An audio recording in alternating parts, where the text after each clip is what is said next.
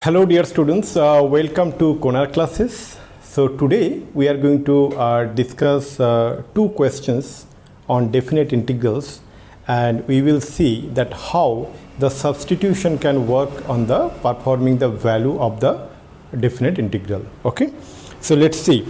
The first question what I am going to get is that, so let me take it from my notebook, is that the first question is integration minus 1 to 1, okay, 5x to the power 4 into square root of x to the power 5 plus 1 dx. Okay, you also do along with me. So if we look at here, dear students, if we consider this this entire integrand, what is the entire integrand? 5x to the power 4 into square root of x to the power 5 plus 1. So what we will consider in the substitution, so substitution will be let x to the power 5 plus 1 is equal to t.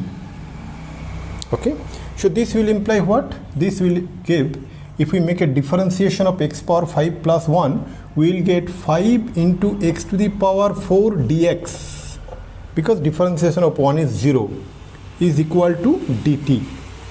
That means what? In that 5x to the power 4 and dx together will become dt, then you get square root of t dt. Okay, so what we will get it here? From here we will get this is equal to, okay, we can write here square root of t dt. Now the point is that you see the lower limit and upper limit is from minus 1 to 1, and that is on the variable x. So you need to find the corresponding lower limit and upper limit for the variable t. And how we can find it out? For that relationship, that x to the power 5 plus 1 equal to t, that will come into the place. So how to find it out? So we'll put a small table something like this, x and t. Okay.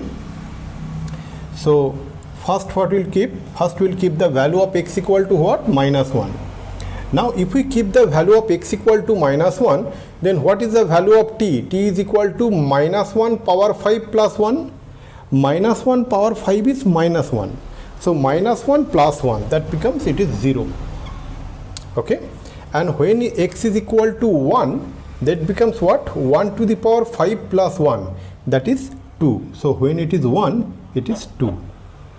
Let me elaborate once more. So what is the value of t? T is equal to x to the power 5 plus 1.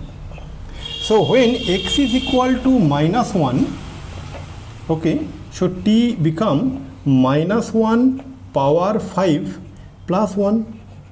Minus 1 power 5 means minus 1, na? So minus 1 plus 1, that is equal to 0. Hence we wrote it here is 0. Correct? Now when x is equal to plus 1, then what we get? T is equal to 1 to the power 5. T should be equal to what? 1 to the power 5 plus 1. 1 to the power 5 plus 1. 1 to the power 5 means 1. 1 plus 1, that is equal to 2. Hence we wrote it here as 2. So dear students, so when the lower limit of x is minus 1, lower limit of t becomes 0. So you should write it here 0.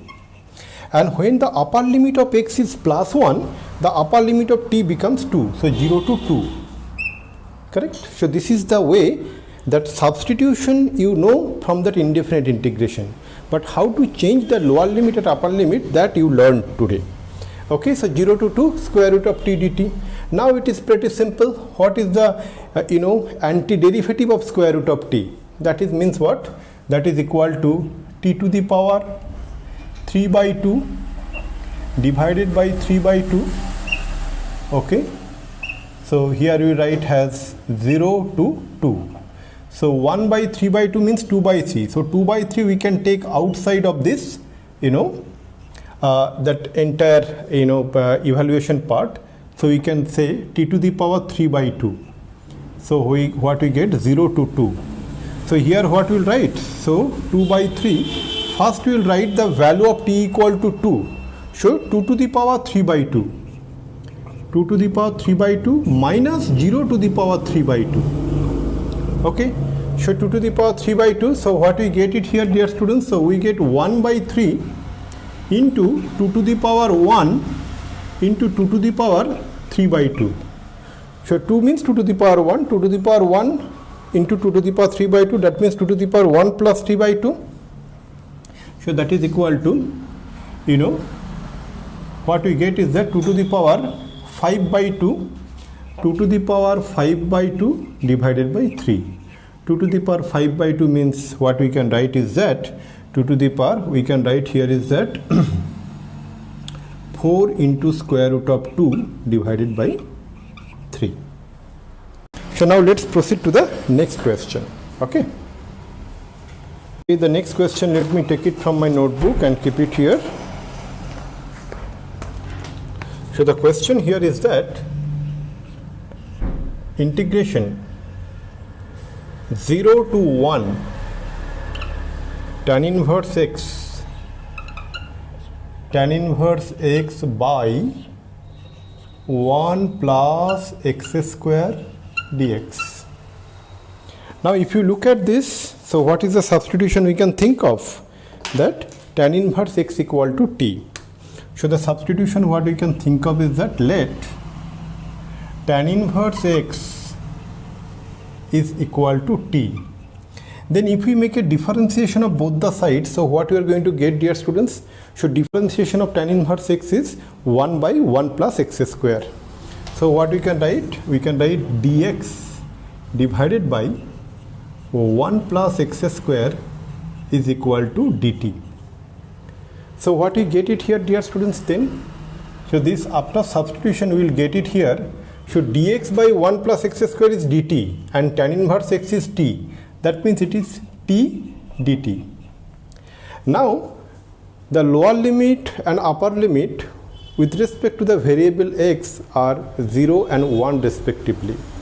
So we need to find the corresponding lower limit and upper limit with respect to the variable t. And for that what we will do, we consider a table like this, a small table, and here we will write the two values. One is for the lower limit, that is 0, and another one is for the upper limit, that is 1.